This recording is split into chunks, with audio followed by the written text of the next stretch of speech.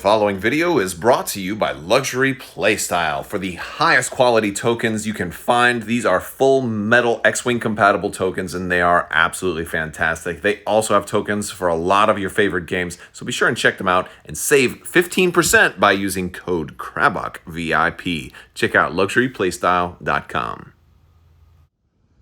Hello there. What's going on, everybody? Today we're going to be taking a look at the Inquisitor's tie from X-Wing 2nd Edition Wave 5. Nobody expects a 2nd Edition Inquisition, right? That's what they say. But yeah, we're going to take a look at this thing. We're going to pop it open, unbox it, compare it to the first one from 1.0, and take a look at everything that comes inside of it. So let's pop this sucker out of the box. And fast forwarding through the agony of trying to rip that thing open, and we've got it.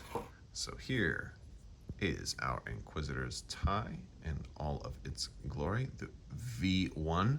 I think early when they first announced this, there were some rumors or speculation that maybe they would have made the wings close up, kind of like how they did with Darth Maul's scimitar, but they certainly do not.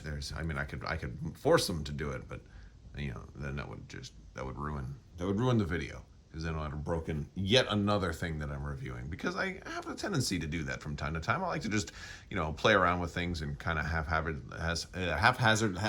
haphazardly say my words that they're indistinguishable from real words anyway. But yeah, I like to break things a lot. So I don't know. Actually, I don't like to. It just happens. So yeah. So it's a nice looking ship. Now here's one of those things where that's actually different from the 1.0. So on the right, I've got the first edition version of the tie V1, or the otherwise known as the Inquisitor's tie. I have had what's the opposite of a love affair? A hatred of this ship for the longest time. Primarily because this was one of the first instances of the big failings in 1.0, was like that the titles weren't accurate enough, and basically when this first came out, it seemed like, at least at the time, that it should be able to use the tie X1 title as well, because it was tie advanced and this was tie advanced V1 and all of that stuff. And so I was very bitter about kind of losing that fight, because to me it seemed like it should have been able to do it. Plus I thought it would have been really cool.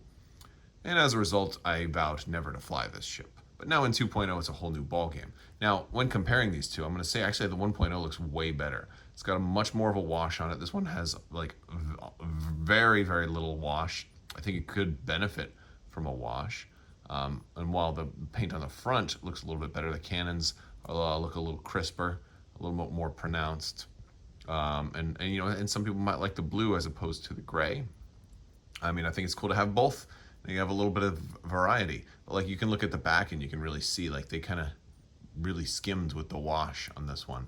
And especially on the side paneling as well. The 1.0 looks a lot better in this case overall. But there's pros and cons. If you like the blue better than the gray, then that's good for you. And if you like the laser guns being a little bit brighter orange as opposed to like that darker red, they pop on this one a little bit better. So the guns look better on this one, but the wash looks better on this one. That's kind of my takeaway. Let me know what you guys think in the comments below. By the way, I'm running another giveaway right now for an Amazon gift card, $25 Amazon gift card. If you would like to win that, all you have to do is become a subscriber. If you're already a subscriber, you're halfway there. So you got to click that subscribe button. If you do not subscribe, you are not eligible to win. So yes, and actually YouTube has actually made that a lot easier for me to I'm going to tell you, it used to be a nightmare trying to figure that out. So they actually made it a lot easier. So some of you think you were skating by. I have ways now. And then you have to leave a comment letting me know what is your favorite X-Wing ship, or what's your favorite starfighter in general. And we're going to pull open all this other stuff.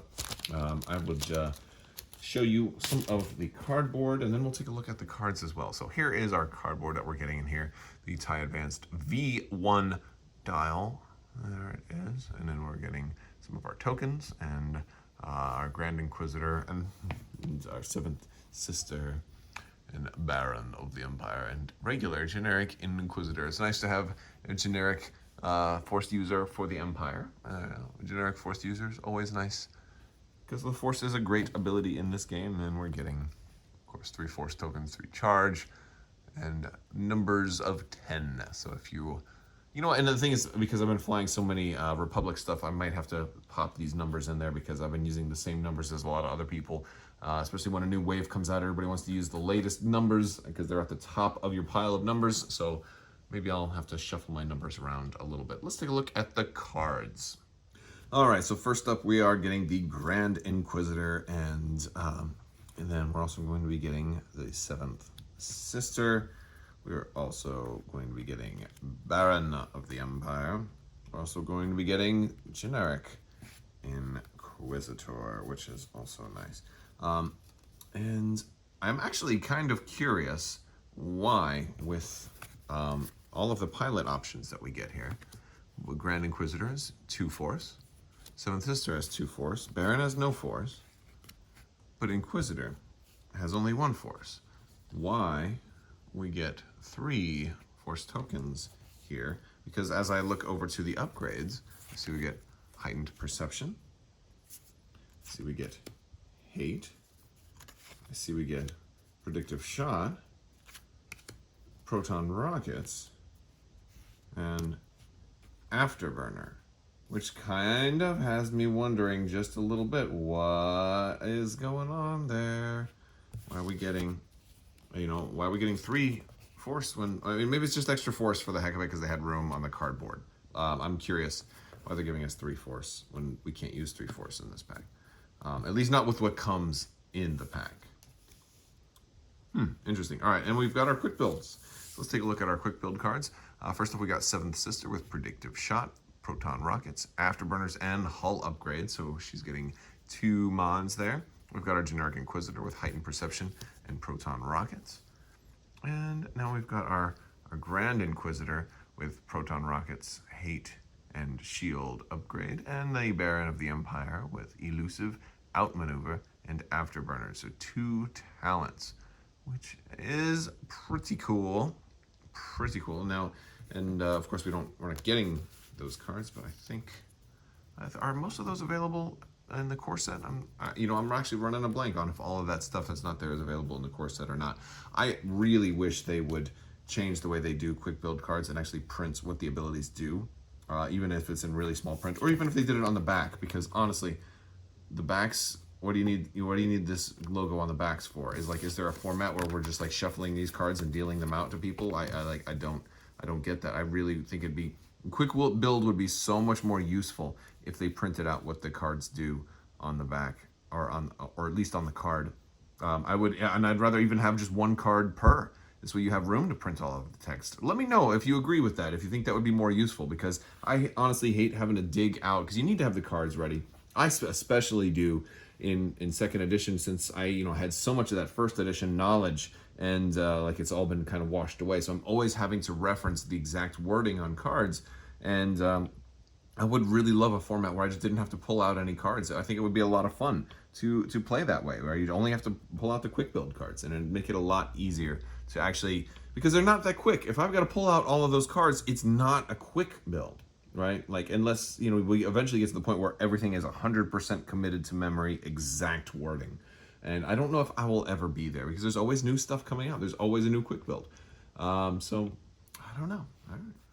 Well, all right, guys, that is the Inquisitor's tie, the tie advanced V1. Sorry this one came late. I had kind of said in my most recent live stream that a lot of these ships that are basically just reprints are a little lower on my priority list to review right away, since it's not really anything new.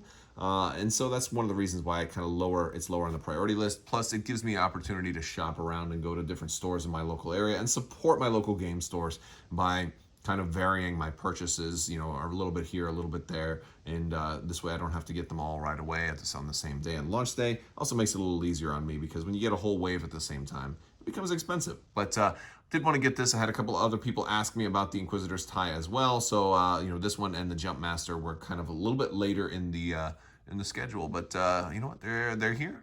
And I think the next thing coming is going to be them huge ships and the epic and multiplayer and the huge ship conversions and all of that fun stuff. So make sure you are subscribed. Stay tuned for more really cool X-Wing stuff. And a big thanks to Luxury Playstyle for continuing to support this channel. And make sure you check them out and keep them in mind as it gets closer to the holidays. Make for amazing gifts for your loved ones or for yourself. Treat yourself to some amazing metal tokens. Use code Crabbok VIP. All right, guys, I want to thank you all so much for watching. Also, thanks to my patrons. You guys are amazing and definitely help make this all possible. You guys have a great day.